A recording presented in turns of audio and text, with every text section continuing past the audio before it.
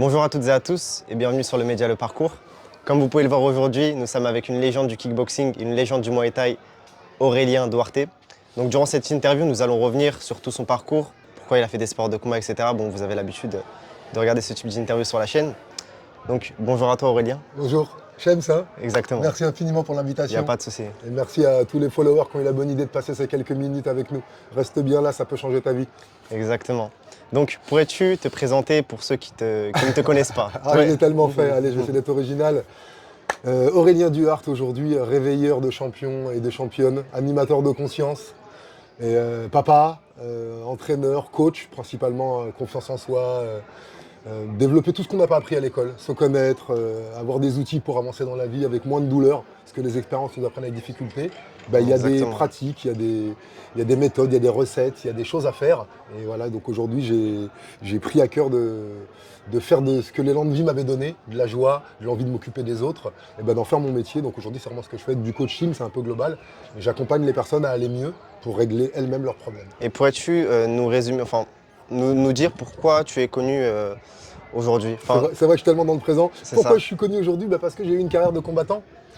J'ai fait 124 combats entre 1991 et 2011 en Énorme kickboxing, carrière. boxe thaï, karaté et même des formes de combat qu'on appelait la lutte contact ou le karaté Shidokan. Donc j'ai fait 14 combats avec du sol. Un des pionniers en France aussi avec Cyril Diabaté qui est là et toute une clique de combattants.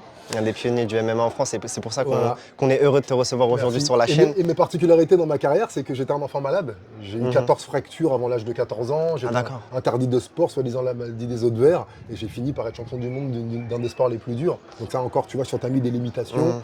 arrête de croire l'extérieur. Et j'avais une période où j'étais fragile et Mhm. voilà, j'ai mis plus longtemps que les autres. Donc ça, c'était déjà remarquable. Et puis de mon premier combat en 91 à mon premier championnat du monde en 95, j'étais invaincu. Pendant 4 ans, que des victoires avant la limite. Invaincu en combien de combats du coup? Ça faisait une bonne trentaine, une bonne quarantaine de combats. Et que des Énorme. victoires avant la limite. Énorme. Donc on va revenir sur tout Ouais. ton parcours durant l'interview. Tout d'abord, pourrais-tu nous raconter ton enfance et comment elle s'est passée Alors, quelques mots Vraiment. brièvement, une enfance chamboulée. Tu sais, on est nombreux à pas forcément avoir reçu des coups, des maltraitances, des choses comme ça, mais on a eu des manques. On a eu des manques, un papa loin, une maman peut-être un peu en colère, beaucoup de frères et sœurs, mais c'était mon cas. Mon père a fait 28 enfants, pas avec la Énorme. même femme, ouais. Ah ouais. Donc une femme, ma mère enceinte, 3-4 femmes enceintes du même bonhomme dans le même pâté de maison. Imagine déjà, imagine quand ta meuf, elle croise ton ex déjà. Donc elle est pas à la Ah, maison. carrément, Alors imagine là quand tu croises un mec qui est enceinte du même. Ah ouais, c'est. Enfin ouais, bref, c'est- excusez-moi, je perds un peu mes mots parce qu'il y a l'excitation du gala de MMA là, Ouais. c'est ma Donc, première. je ne l'ai pas dit, mais on se retrouve au Kong FC. Ouais. Donc, à La Rochelle, comme vous pouvez le voir ici, magnifique, magnifique décor pour cette interview. Ouais. Donc voilà, l'enfance un peu chamboulée, beaucoup de déménagements, on a ce qu'on appelle des arrachements. Il y a beaucoup d'enfants qui souffrent de ça. Exactement. Le manque de tendresse, le manque de douceur. On a eu à boire, on a eu à manger, on a eu une éducation, on a eu le matériel, on s'en est occupé. Mais nos parents, trop occupés par les impôts ou qu'eux-mêmes ne l'avaient pas reçu, ils n'ont pas pris soin de nos fragilités. Et donc voilà, j'étais cet enfant fragile, introverti, qui n'osait pas prendre la parole. Je sais qu'on ne dirait pas aujourd'hui. Hein. Le plus petit de la classe qui a 17 ans. J'ai pris 17 cm en un an, tu vois. Énorme. Donc plein de changements dans ma vie comme ça. Et puis après l'arrivée des sports de combat, la confiance, l'assurance, donner des cours, avoir de la reconnaissance, exister. Et pour parler des sports de combat, comment t'es venue l'idée de faire des sports de combat et pourquoi les sports de combat? Alors j'avais commencé petit par le le basket, karaté, ok. par le karaté, le tennis de table, côté un peu asiatique, pour apprendre à se défendre. Quand tu es une victime, que tu es fragile, on devrait apprendre à tous les enfants à se défendre. C'est Et important. Voilà, comme en Asie, tout le monde apprend à se C'est battre. une pour ça culture que- là-bas, ouais. pour ça que les gens se battent beaucoup moins. Ouais. Et donc j'ai vu un pote qui faisait du karaté, j'étais en faire avec lui, mais vraiment en loisir, quoi. Jusqu'à la ceinture marron. J'ai fait une seule compète que j'ai perdue, j'étais vraiment pas un bon élément, quoi. Et après j'ai fait du basket, voilà. À 17 ans, la Jordan Mania, 87, Magic Johnson. Et à l'époque, les gars, Légende. le basket c'était une fois par mois sur Canal+. Ah ouais. Ok. Comme le film, tu sais, Crypté là. C'était une fois par mois. T'imagines la valeur que ça avait. C'était pas je prends mon tel et j'ai quand je veux, Ouais, puis t'avais je pas veux, ça, hein. ouais. Et il n'y avait pas de ralenti, pas de replay, fallait attendre un mois, tu vois. Donc ça avait vraiment une valeur de fou. Donc je découvre le basket et je m'éclate. J'ai joué à haut niveau départemental, quoi, juste avant ce qu'on appelle professionnel. Mais j'étais pas bon, quoi. Je manquais trop de fondamentaux. Et suite à une tricherie avec mon club, c'est-à-dire qu'ils m'ont rajeuni d'1 an. D'accord. J'étais un peu ok. frêle, Ouais. ils m'ont rajeuni d'1 an pour jouer en espoir. Et l'année d'après, je me suis fait griller. Et arrivé au club à Bourg-la-Reine en promotion d'excellence, qui était un bon niveau quand même, je peux pas jouer. On est Ouais. puni par la fédération, j'ai 1 an sans compète. Et là monte la colère. Arrivé avec l'arrivée d'un petit peu le mouvement hip-hop, il n'y a pas que de la colère dedans, mais ça révélait des colères, la puberté, j'ai une puberté tardive, plein de colères qui sortent. Et je fais un stage d'initiation kickboxing. Où ça? À Villejuif, dans ma ville, là, et je kiffe, et je dis bon, je continue le basket, et pour défouler mes colères, j'ai senti que j'allais me battre dans la rue, et c'est pas bien. Donc je dis je vais me battre dans un endroit où on peut, entends-la celle-là. C'est pas qu'il faut pas se battre. Il y a 2 lieux où les corps ont le droit de se percuter. La chambre à coucher et la salle de sport. Entre adultes consentants. Nulle part ailleurs. C'est vrai. Mettez-vous bien ça dans la tête. C'est vrai. Tu n'as pas le droit d'utiliser ta virilité, ton agressivité, ta bestialité, ton animalité, tes fantasmes. Tu as le droit de les utiliser avec une personne consentante dans un lieu bien précis. Exactement. Et pas dans la sphère publique. Si les gens se battent plus dans les clubs... C'est ce que t'apporte les arts martiaux, le respect et le fait de respecter son adversaire, peu importe la situation. Tu vois, peu importe à quel moment du combat, que ce soit au début, que ce soit à la fin, toujours être respectueux, même si t'as mis KO, toujours... les arts martiaux, ça va préserver la vie. Exactement. Nous, on nous apprend à luxer, on ne nous apprend pas à remettre une articulation. On aurait dû nous apprendre les deux. On nous apprend toute la partie yang, arts martiaux. Mars, le dieu de la guerre. On a pris la partie se battre. C'est 1/3 des arts martiaux. Il y a tout ce qui est médical, et il y a tout ce qui est culturel, scientifique. Les arts martiaux sont complets. Vous avez remarqué que tous les champions qu'on kiffe, ils ont un petit chinois, là, ils ont un petit maître qui leur balance des phrases cheloues. Tous. On a même fait un film sur Ip Man, sur le maître de Ouais, c'est vrai. Donc, en France, en Europe, on a dénaturé. On a enlevé la méditation, le calme, le tout combat évité est un combat gagné. Les arts martiaux, c'est pour préserver ma vie. Non, c'est pour préserver la vie. Si quelqu'un m'agresse et que je sais que je peux le mettre par terre, je sais ce que c'est mettre quelqu'un par terre. Je sais ce que c'est que casser une mâchoire ou prendre des coups. Je vais par tous les moyens possibles et inimaginables éviter. Et toi, pourquoi t'as commencé les sports de combat? C'était pour devenir le meilleur? C'était pour... C'était comme je t'avais dit, la colère. La colère. Tu voulais te défouler, quoi. Ouais, je voulais me défouler, je voulais taper. Je connaissais pas trop la boxe anglaise, j'étais bon en jambes. Ouais. Et t'imagines, j'avais fait le karaté de 13 à 17 ans. Je reviens à 21 ans avec la détente du basket. Je touchais à 3,20 m, je dunkais, tu vois, en 88. J'avais une patate de fou. J'avais gardé mon grand écart. Donc j'arrive, les low kicks, machin. C'était facile pour toi, J'avais plein de prédispositions. Moi, je crois pas au talent, je crois pas au... Il est Non. Moi, je vois ma fille qui parle... Après, t'as la génétique aussi, ça compte énormément. La génétique, ça compte, on peut la transcender, la génétique. La génétique avait dit que j'avais la maladie des os de verre. La science avait dit ça. La génétique, elle change. Aujourd'hui, on le sait, que si tu penses que t'es une merde, que t'es fragile, que tu vas te casser, que t'es une victime, que tu n'y arriveras pas, tu as entièrement raison. Clairement, la confiance en soi, c'est... Et tu sais quoi? Cette simple pensée va devenir une vibration qui va toucher tes émotions, tu vas te sentir abaissé, en colère, inquiet. Et cette vibration va s'imprimer dans tes particules et dans ton corps. Tu vas faire du surpoids, tu vas faire de l'acidité, des maladies, de la colère, des insomnies et plein d'addictions. C'est binaire. Donc rappelez-vous que la puissance des arts martiaux, c'est apprendre à te connaître. Quelles sont mes peurs? Quels sont mes doutes? Quelles sont mes angoisses? Où est-ce que je suis pas bon? Et pas regarder comment je boxe bien, regarder comment je fais des grands écarts. Je l'ai fait des années. Et je voyais pas mes blessures et mes plaies. Et à 43 ans, elles sont venues me gifler à la gueule. Tout est venu. C'est-à-dire 7 ceintures de champion du monde, le couple qui part en couille, ma femme qui s'en va avec mes enfants, plein de colère, 18 kilos en plus. Ah, t'avais pris énormément de poids? Ouais, la fin de la carrière, pas d'argent de côté, tout ce que t'avais mis de côté. Et qu'est-ce qui t'a remotivé à re-rentrer dans le domaine des sports de combat, à réanimer des événements aujourd'hui comme Kong, ou encore, par exemple, faire le documentaire que t'as fait, notamment au Sénégal? L'amour de la vie et l'envie d'en profiter et de ne pas partir trop tôt avec des regrets. C'est nos envies qui nous maintiennent en vie. Envie, c'est le même mot. J'avais l'envie du ring, j'avais envie qu'on m'aime, envie de briller, envie de donner des cours. Et quand tout ça s'arrête, faut trouver un autre truc qui te fait bander, quoi. Faut trouver un autre truc qui te stimule. Et moi, tu le vois, j'aime parler. Apparemment, quand je parle, on m'écoute, ça fait un effet. Autre petit cadeau pour toi. Quand j'ai commencé à parler au collège, j'ai délégué de classe. Duhart, taisez-vous. Au lycée, Duhart, taisez-vous. À l'armée, Duhart, taisez-vous. À la fac, Duhart, taisez-vous. Et ça fait 10 ans qu'on me paye pour parler. T'as converti ce défaut qu'on disait de toi? Ton défaut, ta colère, ta haine, ta jalousie, ta cupidité, je sais pas, il y a une perle dedans, il y a un trésor dedans. Et si tu l'aimes pas, ce défaut, si tu le mets de côté, comment tu veux qu'il te serve? C'est une autre petite perle pour vous. Vous allez vous faire un collier ce soir, ça fait déjà la 3e. Hein. Donc véritablement, c'est le dégoût, c'est la douleur d'être là avec tes 7 ceintures chez toi, avec ton petit pavillon, et il n'y a pas les cris de tes enfants. Il n'y a pas à manger sur la table, il n'y a pas quelqu'un qui t'attend. Il n'y a même pas ta meuf, même Donc pour la t'engueuler. gloire, on va dire Tout seul. que la gloire ne fait pas le bonheur. Mais non, mais bien sûr que non, mais certainement pas. C'est une illusion, c'est une des facettes. Comment t'es tout seul chez toi quand la lumière s'éteint? Sans tes ceintures, qui t'es sans tes gosses? Qui t'es toi sans tes caméras, sans tes potes? Qui on est tout seul, hein, entre nos quatre murs, à 3 h du matin quand on se réveille et qu'une petite voix nous dit non, je ne vais pas te laisser dormir. C'est ça qui compte. Donc c'est véritablement le dégoût, la dépression. J'étais au fond du trou. J'étais au fond du trou, tu aurais entendu parler de moi dans le Parisien. Et j'ai dit non, ils vont encore entendre parler de moi, mais autrement. Toute cette haine, tout ce dégoût, toute cette colère, c'est de la matière. J'en fais ce que je veux. Soit j'en fais un mur, soit j'en fais un pont. Un mur entre toi et moi, un mur entre moi et la vie, ou un pont entre de la nouveauté. Qu'est-ce que tu veux apporter aux jeunes aujourd'hui qui nous regardent et aux jeunes qui veulent... Rien, on vous gabe trop. Non, qui veulent commencer les sports de combat et devenir champion comme tu as pu. Je sais pas, je vais vous apporter ça, que tu sentes la vibration qu'il y a dans ma voix, que c'est possible, qu'il faut que tu crois en toi, que c'est difficile, qu'il y a quelques choix à faire. Premièrement, y croire pleinement, même si aujourd'hui tu es loin de ton rêve. Tu crois que moi, à 13 ans, quand j'ai ouvert Karaté Bushido, le magazine, quand j'avais mon plâtre et que je pissais au lit et que j'ai redoublé, que j'ai vu une ceinture et j'ai dit je veux ça, non. Tu crois que quelqu'un y a cru? Personne n'y croyait, même pas moi. Et pourtant, c'est resté dans mes yeux. Et 13 ans après, jour pour jour, c'est moi qui étais en couverture de Karaté Bushido avec ma ceinture. Et qu'est-ce qui t'a fait persévérer? Parce qu'on sait qu'aujourd'hui, il y a beaucoup de gens qui lâchent le MMA, qui lâchent les sports de combat à cause des difficultés. Qu'est-ce qui m'a fait persévérer? Je vais vous chambouler.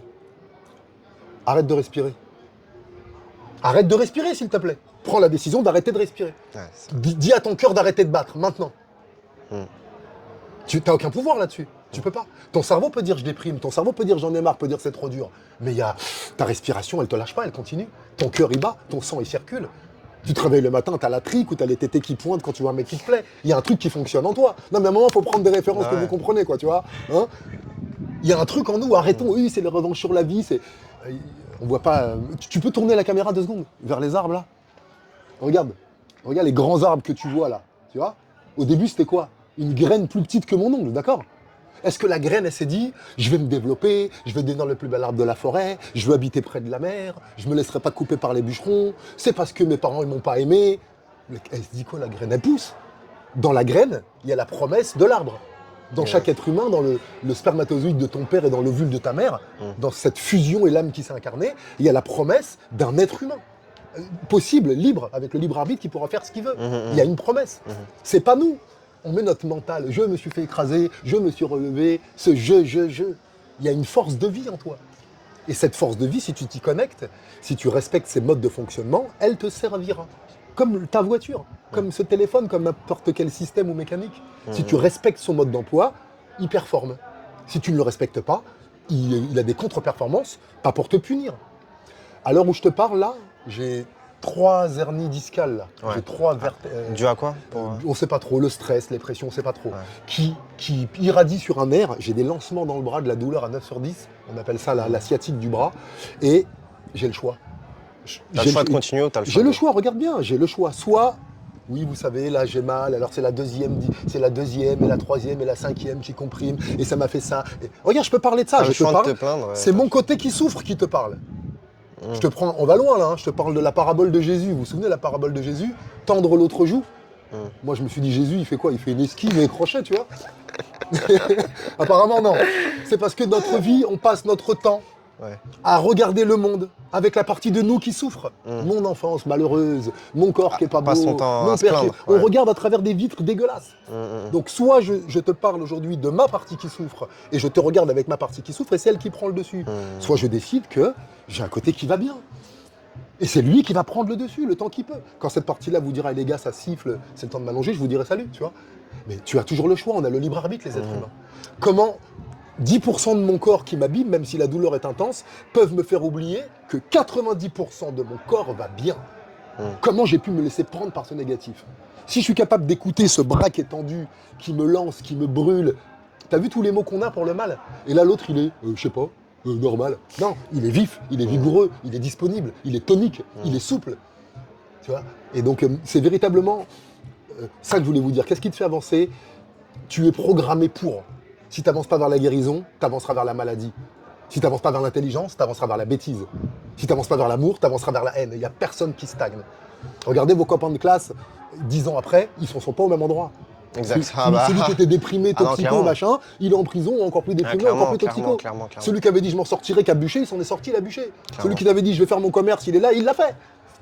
Donc le libre arbitre et le choix. C'est ça la puissance que l'on a. Donc sortez de ce petit ego, ah c'est moi, c'est... On est tous fait pareil. On a tous des pensées, on a tous une énergie, on respire le même air. On a une conscience collective. Ouais. Et quand tu te connectes à ça, t'es plus seul. Et c'est ce qui est génial, c'est que ça te donne des ailes, quoi. Ça marche. Bah, merci en tout cas. Merci, je suis super Aurélien. motivé, ça me fait tellement de bien parce que ouais, on a trop souffert, on a eu trop mal, on nous a trop menti, on nous a rabâché trop de conneries et trop de mensonges. Pour en revenir sur ta carrière dans les sports de combat, parce qu'on aimerait s'intéresser à toi. Oui, un petit peu quand même. On aimerait s'intéresser à toi. Pourrais-tu nous raconter une anecdote, notamment que tu as eue en Thaïlande, parce qu'on sait que tu as énormément combattu en Muay Thai. Ouais, et j'ai combattu que 2 fois en Thaïlande parce que j'étais un peu trop lourd. Je suis allé beaucoup en Thaïlande dans les camps. Bah, à l'époque, le classement s'arrêtait à 69 kilos. Ah ouais, c'était pas énorme. Ouais, ça intéressait personne au-dessus en Thaïlande. C'est les combats de coq qu'ils préfèrent. Ouais. En Europe, on aime bien les surhommes, les balèzes, les poids lourds. Ouais, même aux États-Unis. Et donc, des anecdotes en Thaïlande. Ouais, des anecdotes marrantes. Qu'est-ce que j'ai eu? J'en ai eu tellement. Je partais pendant 15 jours, les vacances scolaires de février, j'étais étudiant.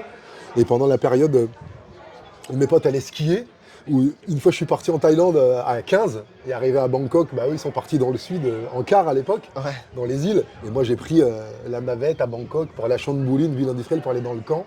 Et un film quoi. J'arrive en 92, je crois 93. C'est ton premier voyage là-bas? Premier voyage en Thaïlande, avec mon gros sac plein d'habillés basketteur à fond, avec une lettre de Put Patnoy. C'est-à-dire que tu faisais encore du basket à l'époque? Alors oui, j'ai kiffé le basket l'été et tout, mais il y avait un style basketteur. Ouais, bah oui, très forcément. très basket, tu vois. Et tous les étés, je joue au basket, tout ça. Et j'arrive, je prends un tuk-tuk qui se trompe, un deuxième, un troisième. J'arrive dans un camp, un film, quoi, des poules qui étaient là, une rivière dégueulasse. Rien à voir avec la France, quoi. Ouais, truc de ouf. Il n'y avait pas les trucs climatisés comme... Venom. Et bravo pour le développement, bravo. Hein. Mais de temps en temps, aller dans les camps... des vrais camps, des vrais durs. Je sais pas ce que c'est un vrai camp. Vous avez des camps avec du confort et vous avez des camps rustiques. Tentez les camps rustiques. C'est fort. Il n'y a personne qui parle ta langue, où il y a... C'est vraiment puissant. Et donc j'arrive là-bas avec ma lettre de Put Patnoy, surnommé Golden Leg, la jambe d'argent, un des meilleurs combattants de Thaïlande 4 années. On mettra de toute façon des vidéos. Vous allez chercher Put Patnoy qui a formé tellement de combattants français, dont Guillaume Kerner. Hein. Et donc il m'avait fait une lettre manuscrite. Et je me vois arriver à l'entrée du camp comme ça, et Vichy qui me regarde la tête aux pieds, le propriétaire du camp. Qu'est-ce qu'il fait là? Et il prend la lettre comme ça. Ok, calme. Voilà. Et je dormais par terre dans un camp, dans la cuisine chez un boxeur avec un ventilateur. Pas déterminé, hein. C'était quoi que t'étais allé faire là-bas? Vraiment t'entraîner? J'ai 2 entraînements par jour. Le secret, c'est l'immersion. 4e perle pour toi. Passe du temps avec ceux qui ont ce que tu veux. Répète-la celle-là.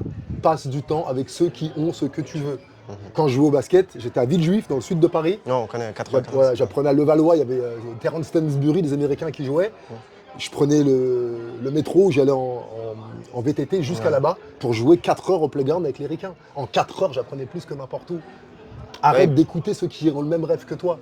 Arrête d'écouter ceux qui n'ont pas atteint ce rêve ou ceux qui l'ont perdu. Va le vivre, ce rêve. Va passer du temps avec l'imprégnation.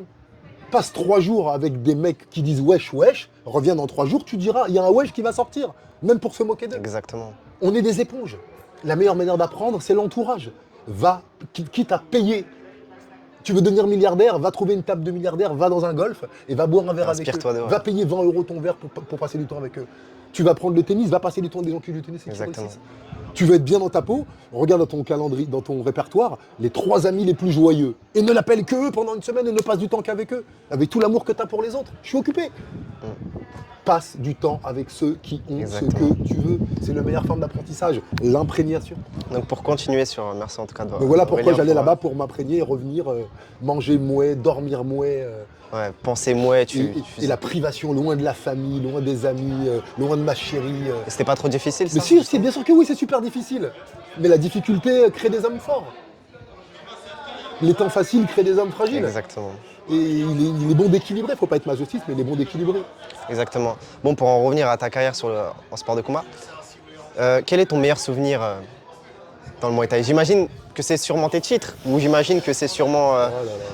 C'est les tellement combats riche. Hein. Tu sais, à l'époque où j'étais plus négatif, à l'époque où je regardais moins le positif, j'arrivais à isoler un ou deux souvenirs là. Depuis une dizaine d'années que j'ai vraiment ouvert mon cœur à voir le beau partout. Rien que dans cette journée, j'ai vécu tellement de belles choses. D'être là avec vous, de faire le métier que j'aime, d'avoir pris gentil, le merci train beaucoup. de partager cet événement. Alors mon meilleur souvenir, je sais Un pas des si meilleurs, c'est ou le je sais meilleur. pas, tes meilleurs souvenirs, Ah, c'est ce qui vient à l'esprit. Le premier titre de champion de France, les premières souvent, la première ceinture de champion de France, la première ceinture de champion du monde. ça, Qu'est-ce que c'était tu quelque ressens chose. à ce moment-là?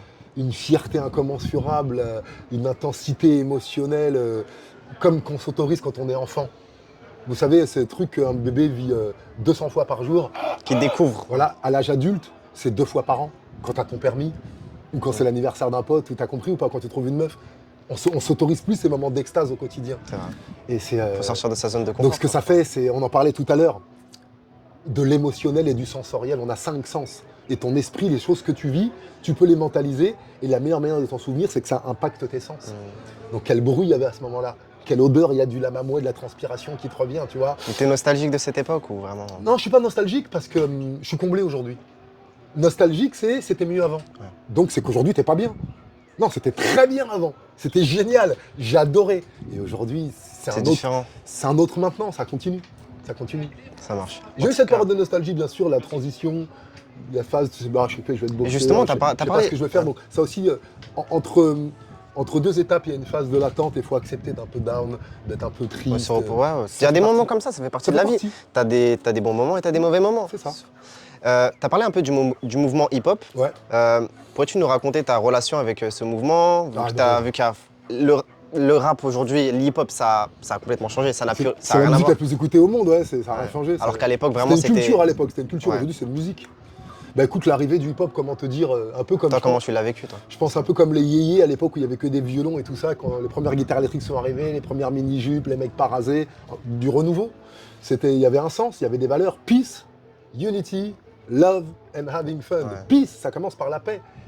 C'est né dans les quartiers, il y avait beaucoup de violence encore une fois. Et au lieu de se tirer dessus ou de se taper dessus, ils ont dit on Tu va faisais faire de la des musique. compétitions. Exactement. Des battles, La danse, le DJing, le graffiti, le graphe. le MC, et la cinquième, je sais plus ce que c'est. DJ, on a. Ouais, DJ, voilà. Les 5, il y avait des disciplines.